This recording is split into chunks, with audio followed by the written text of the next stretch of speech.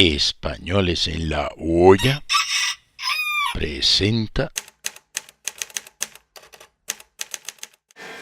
El pulpo de Casa Eladio. Aquí estamos, sirviendo vino. Con la boca abierta. Como siempre, cuando te quedas pillado. Bueno, oye, me tienes que contar el secreto de vuestro pulpo, ¿cuál es? El secreto de buen pulpo, buen pimentón, buen sal y buen aceite. No tiene otro secreto. Y cocerlo, claro, en su punto. ¿Y dónde está el punto del...? Ah, el punto G del pulpo.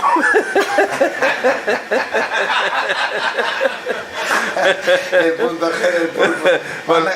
Manda caray. Nosotros lo cocemos en lo antiguo en el caldero de cobre. Sí, 3/4 de hora y punto, nada más, no tiene nada más. Depende del peso.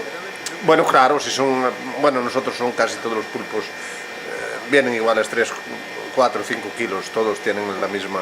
Hombre, te sale alguno de esos mismos, cabrón, duro, que los otros se cuecen y él te dice, conmigo no vas a poder, pero al final se tiene que entregar, claro. Y nada.